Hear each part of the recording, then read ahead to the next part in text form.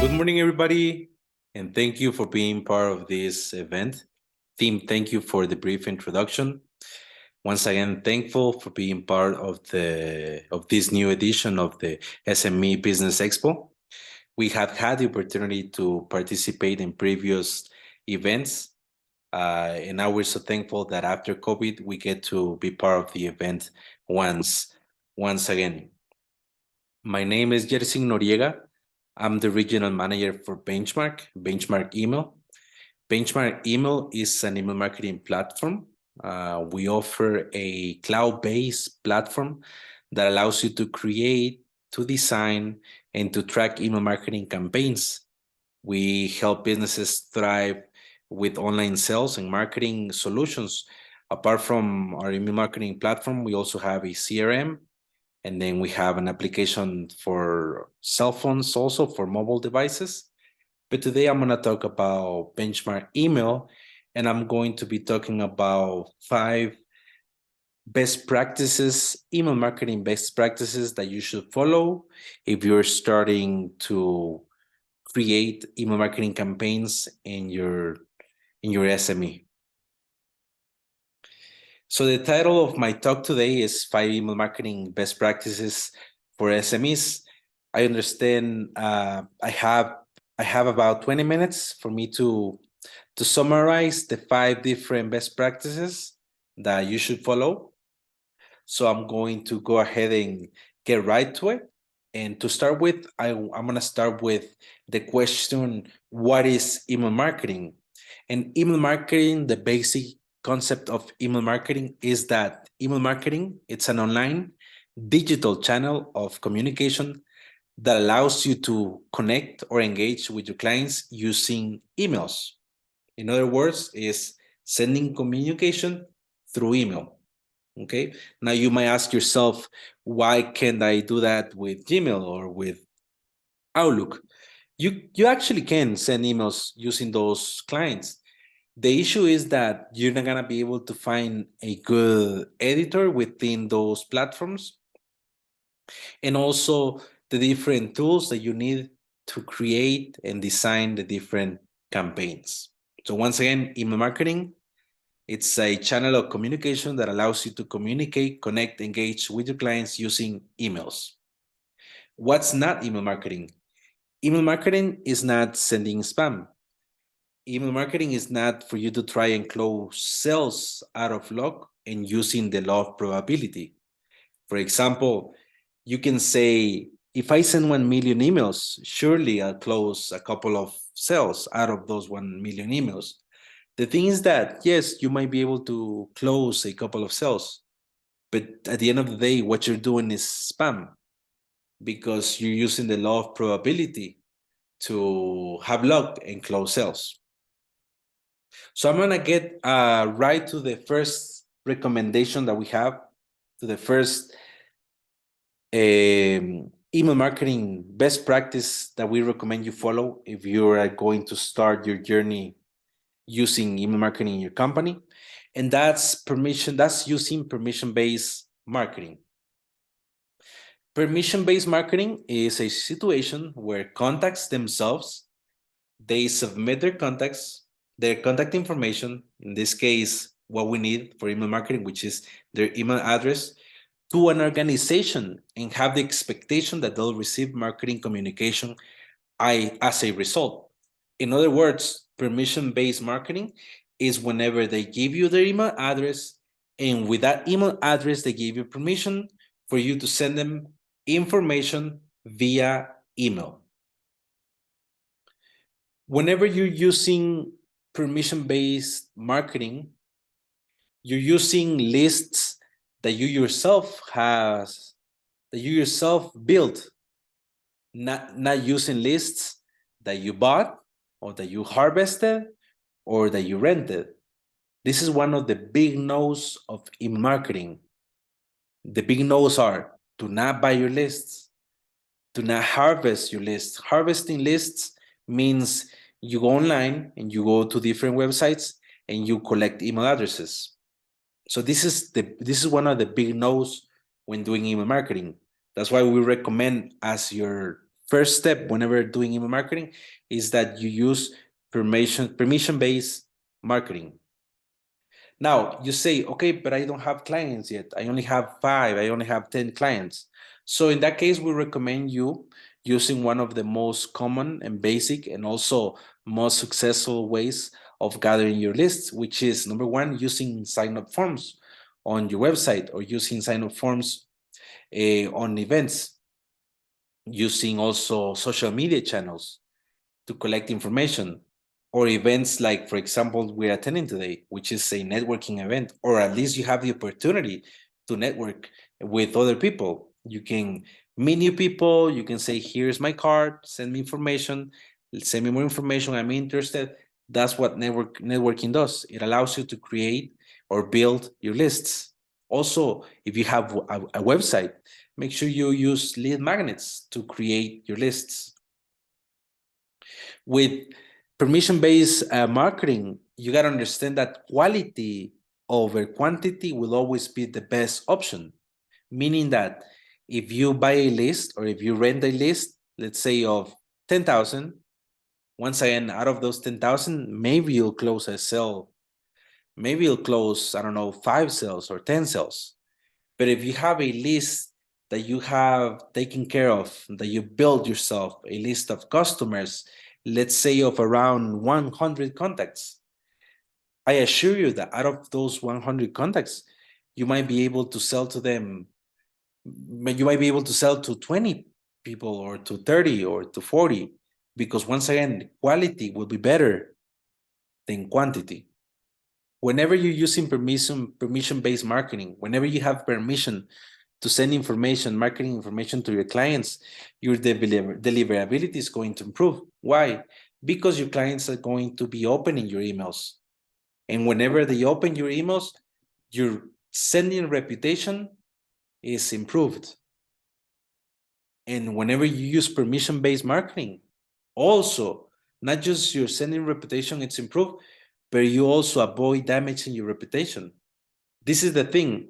If you damage your sending reputation, if your clients or your contacts start marking your emails as spam, you fixing the reputation, your sending reputation is going to take months. It can even take years to fix your sending reputation if you don't take care of your sending habits. That's why, and we repeat, whenever you're starting email marketing, we recommend you use permission-based marketing, which is making sure that your customers or your contacts have authorized you to receive marketing emails from your company. Those customers will be your most loyal customers. This is something we believe at 100%, and that's why in our email marketing best practices is the number 1 we recommend, which is your contacts list is your most valuable marketing resource, your most valuable marketing asset, your contacts list. If it's a list that you built, if it's a list that you correctly built, and rest assured that if you build it correctly, that will be your most valuable marketing asset. All right, number 2, the number 2 recommendation, the number 2 tip that we have, or the best email marketing practice that we recommend you follow is segmentation. Segmentation is whenever you divide your list of subscribers, your list of contacts into smaller segments based on set criteria. Why do you want to do this?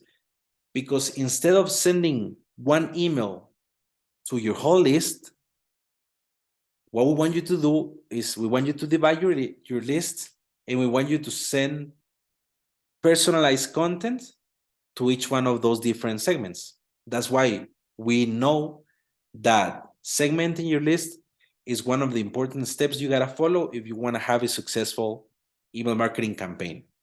And these are some of the examples or types of segmentations that you can follow. For example, demographic segmentation, which is based on their identifiable non-character traits. For example, gender, age, level of education, income, etc. For example, for gender, If you have a clothing store and you have your subscriber let you know, inform you that they are either male or female, then you can use that information to add them to a segment of all male or to a segment of all female. And then whenever you create your email marketing campaigns, you can send them information about male clothing only to males and information about female clothing only to females. Another type of segmentation is geographic segmentation. For example, whenever you divide your list based on location identifiers such as region, city, country, or postal code. And if you do this, for example, if you have a new store opening, you can send a newsletter to all of the people that are subscribed to your list from a certain city or from a certain country or from a certain country code. Maybe those that are close to the new store being open. And that's how geographic segmentation can help. Another type of segmentation is psychographic segmentation, which is based on the lifestyle, the values, the beliefs, the hobbies that your subscribers have. And I'm going to give an example of something I experienced with Amazon. I started going to the gym about 6 months ago. I went back to the gym again. And I started shopping in Amazon for vitamins and supplements. What did Amazon do? They were able to identify that I was visiting the health department of their website, and they added me to that segment. Afterwards, I started receiving emails with the information from their health department. And I was interested because they knew that I had gone back to the gym. They knew, they tracked that I was interested in vitamins, that I was interested in supplements. So they started sending me email marketing campaigns with that type of content.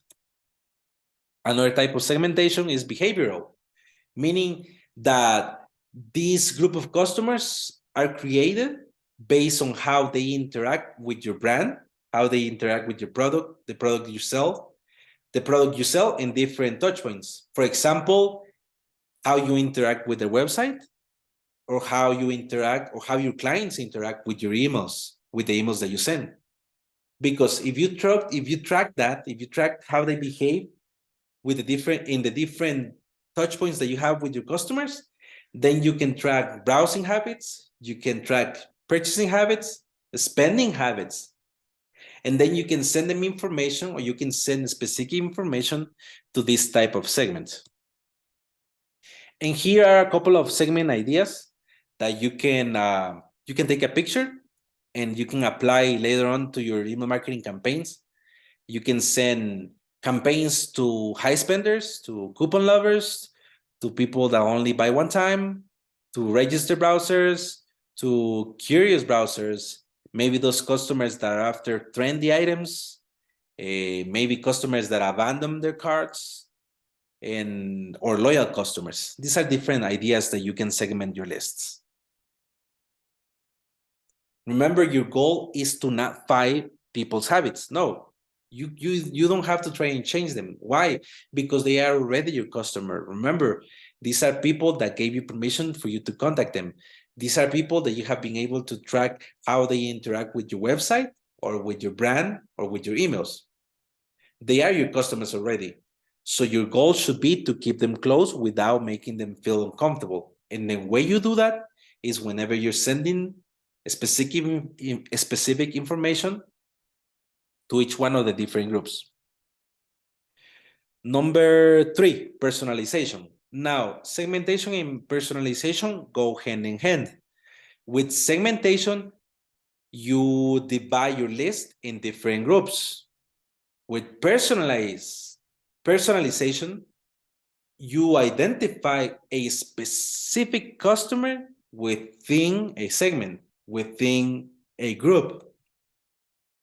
And it's not just about you using a first name or a Jonathan, a Kurt, hey Denise. No, instead of hey there. No, it's about more than that. Even though using this type of personalization, like names, last names, company names, using this type of information is part of using a strategy where you're personalizing everything about your customers.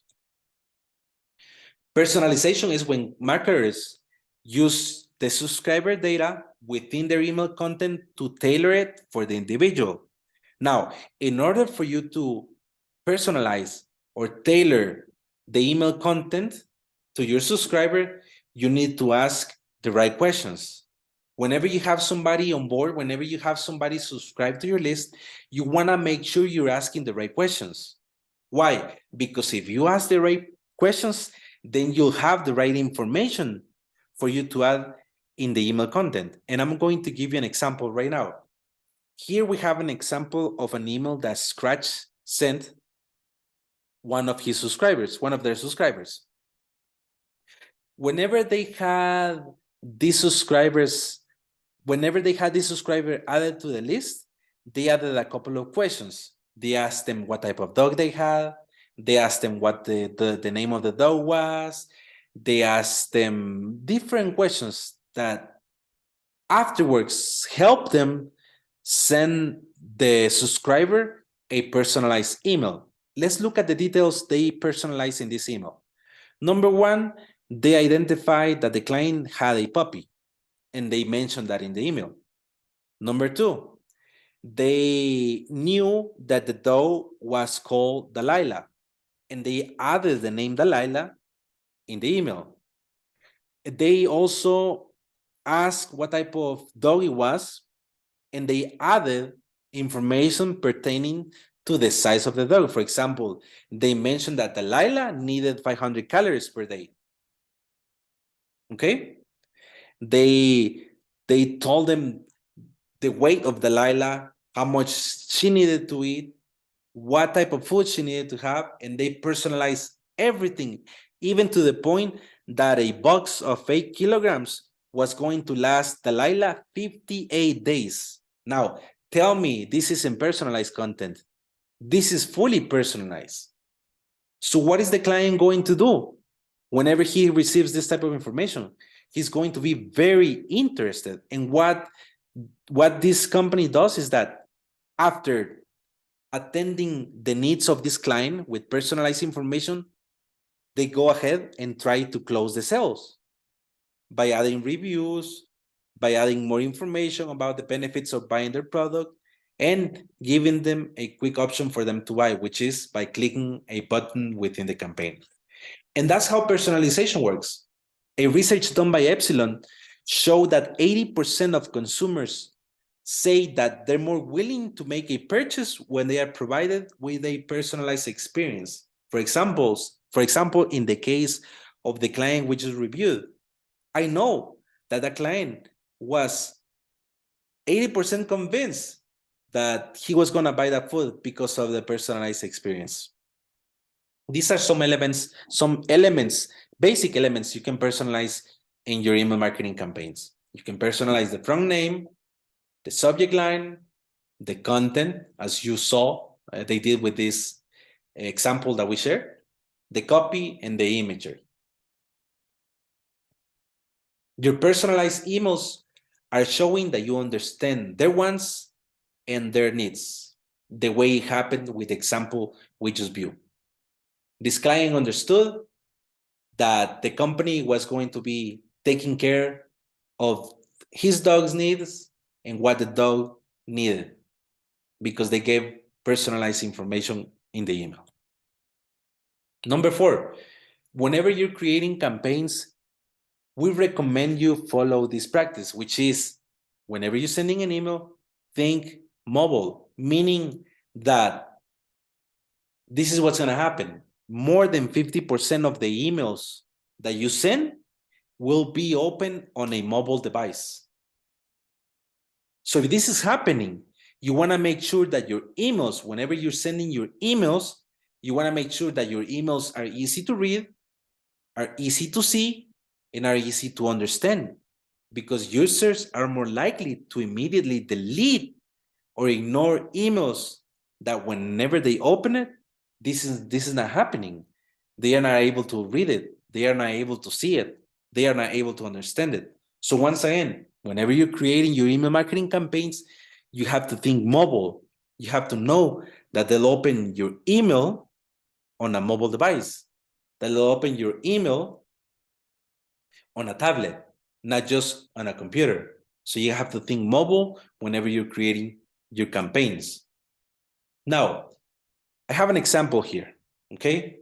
I have an example here of an image this client wants to send. He wants to send an image of this snake. Which of the two options do you think is representing the recommendation that we're talking about right now, about thinking mobile? Do you think it's A or do you think it's B? Which example, A or B, do you think is giving the best way your image is supposed to be displayed on a mobile device? Is it A or is it B? Obviously, it's A, because in A, you're able to see fully the content or the copy of your email. So how come B didn't work? The reason why B didn't work was because the platform the client used was not responsive. What does responsive means? Responsive means that if you create a campaign on your computer and you arrange the different blocks, the different titles, the different copy, the way, for example, in this case, you did on the left side on the computer, whenever they are displayed on a mobile device, the different blocks will automatically rearrange so that it's easily understood on a mobile device. That's what responsive design is. And you have to make sure that whenever you're using an email marketing platform, you have to make sure that the email marketing platform is responsive.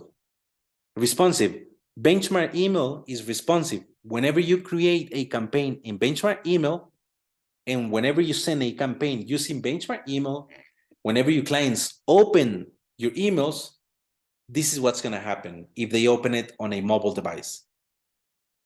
Your campaign will be rearranged so that they can fully see the snake and not just a cut off snake, a snake cut in half. No, they'll be able to see the full snake because, once again, benchmark email is responsive, and this is what's going to happen. So you have to make sure you use the correct email marketing platform.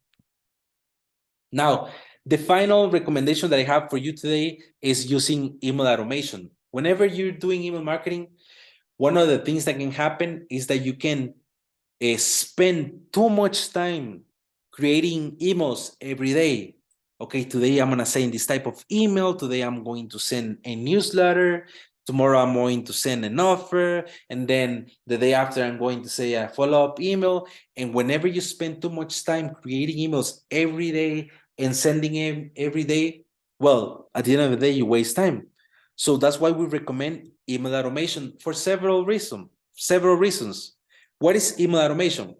Email automation is a series of email activator or trigger by the interaction your subscribers have with either your emails or your web page. Meaning that the emails or a series of emails, several emails will be activated, will be sent whenever a client interacts with your emails or a web page. And I'm going to give an example of a simple initial or welcome email. And this is how that works. For example, the client registers in your website. The client tells you, here's my card. Here's my presentation card. Here's my email address. You have permission to add me to your list of subscribers. So whenever you add him to your customer list, and if you have created an email automation campaign, this is what's going to happen. The welcome email will be triggered, will be activated, and the welcome email will be sent automatically. All you had to do was making sure the email address is registered in your list. As soon as that happens, the welcome email gets triggered, okay? And then you added a nudge, which is represented here by the wait circle. What this nudge does is that it adds a waiting period of time for your campaign. In this case, let's say the waiting period was 3 days. What's going to happen is after 3 days of the welcome email, after 3 days the welcome email was sent, another email is going to be sent, which is the follow-up email, where you're going to say, okay, awesome. Now we already welcome you. Now here's a list of custom accessories that we believe you're going to be interested in. And that's how a email or initial automation can work. All you did was take one day and created a email automation campaign so that every time you added a contact to that list, these 2 emails will be activated automatically on the day you selected. According to the Email Institute, the open rate for initial or welcome emails is 60%, meaning that the welcome email or the first email you send to your clients will be the most important email. That's why you need to take the time to make sure that the welcome email, this initial email, is the best ever, okay? Because that email will be the one that gets the most open. This is how it looks in a platform. This is how the different notches look. This is how you add them. This is how you move them. In this case, here's an example of you adding a subscriber to a list and having a welcome email being sent automatically. And after having the email sent, moving the contact to another list that's called main subscribers. And this is how that looks. Another way for you to automate emails is based on how they interact with your website. And this is how that looks. Here's an example. I have a website of bicycles. I sell bicycles. And then I have a client that added this Gaspra to the cart. And what I'm going to do, since I already created an email automation, I created an email automation that's going to track whether the client completed the purchase or not. And I have it set as if the client completed the purchase, I'm going to move them to another list that has all paying clients. And if the client didn't buy the bicycle, I'm going to send another email, which is going to include a coupon for them to come back and buy the bicycle in case they are interested. And I'm gonna say, hey, we noticed you left your cart, you abandoned your cart. Here's 15% if you're interested in buying that bicycle. Here's the code. All you have to do is add it at the end, and 50% will be discounted from your final price. And this is how email automation works. Personalized email trigger on web interaction will increase the possibilities of a sale, which is what just happened with the example that I just gave you. You send a personalized email that was triggered by how the client interacted with your website. In this case, the way the client interacted with your website was by abandoning the cart after they had added the bicycle in the cart. And this is how email automation works. Here's an example of how that looks in benchmark email. In this case, we have different notches. And I'm sorry, I just noticed that the notches are in Spanish. I didn't pay attention to that detail. But this is how it works. And the reason why it's in Spanish is because benchmark email is available in more than 9 different languages. That's why we have it here in Spanish. But this is how they work. We have different nudges that you can add to the journey, to the email automation. In this case, we have a nudge that tracks a client visiting the website, another nudge that adds waiting time of 1 day, 2 days, 5 hours, 2 months, whatever you need.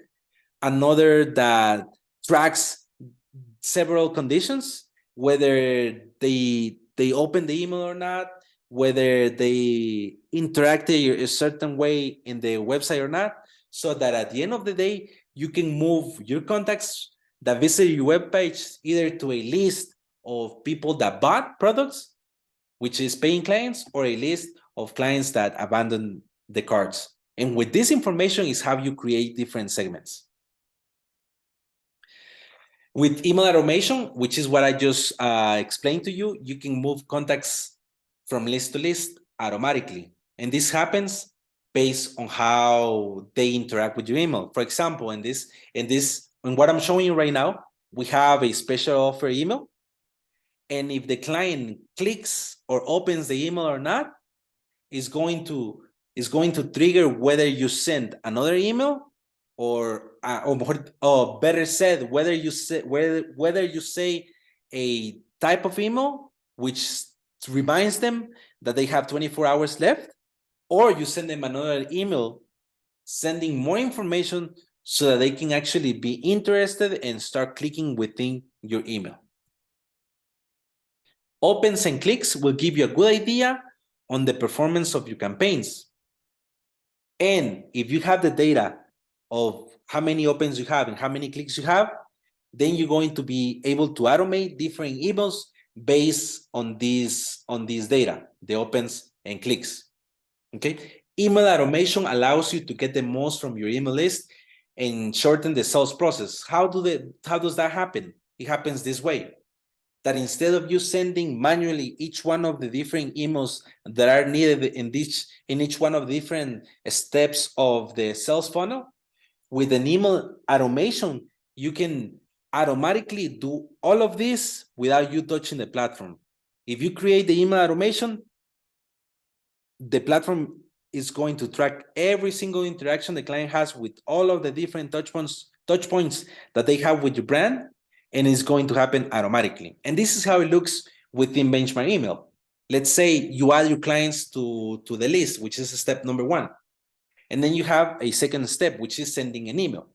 Okay. After you send the email, you have a delay nudge that says wait 2 days. And then you have the third step, which is email engagement, which is if they open the email, you're going to move them to another email. If they didn't open it, you're going to move them to list 8. If they open it and they clicked on a certain part of the email, you're going to move them to another list.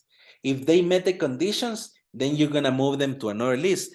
So at the end, what you want to have is you want to make sure that all of the leads have been qualified. And at the end of the day, you moved all of the contacts to a final list where you have qualified contacts. And that's how email automation works. With email automation, you're going to be able to send the right message to the right person at the right time. And with this, I finished my presentation today. Once again, we talk about permission-based marketing, which is making sure that you have permission to send your marketing emails. Number two, segmentation, which is do not send the same information to your whole list. No, divide your list in different segments. Group your list with different types of segmentation so that then you can use personalization, which is our third recommendation, personalization within each one of these different groups so that everything is sent personalized to each individual.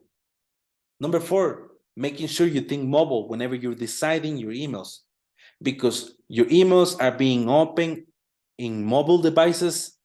More than 50% of your subscribers are doing this. And number 5, email automation.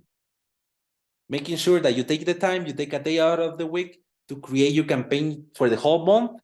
And as soon as you trigger that email automation campaign, everything is going to happen automatically. Contacts are going to be moved from list to list, and then emails are going to be triggered depending on how they interact with your website or your email marketing campaigns. And these are the 5 recommendations, the 5 tips, the 5 best practices we recommend you follow if you're doing email marketing. And with this, I finish. And I want to thank the team. I want to thank you for the opportunity to share these 5 tips with everybody present today. And just to let you know, since you have been part of this event, we have a 15% discount ready for you. All you have to do is go to benchmarkemail.com, create your free account. There is no need for you to add a credit card. You can sign up, and then you're going to receive an email from your account manager. Once you get that email, an email that's going to be welcoming you, you let them know and you tell them, hey, I saw Yersing's talk at the event, and he said that I was able to I will be getting a 15% discount if I'm interested in a plan. Can you please add the code to my account? And your account manager is going to add the 15% discount to your plan. So with this, I finish. Thank you, team, once again for everything. And thank you for allowing us to be part of this event. Have a wonderful rest of the day. Benchmark Email is an email marketing platform that simply and intuitively connects with and grows your email list. With Benchmark Email, design and send gorgeous emails that respond beautifully on desktop and mobile screens. When it comes to growing a loyal audience, we've got you covered with landing pages, online forms, pop-ups, surveys, and polls. Automate personalized emails and campaigns with a visual marketing automation builder. Let's connect with more prospects, customers, and subscribers. Sign up for your free Benchmark email account today.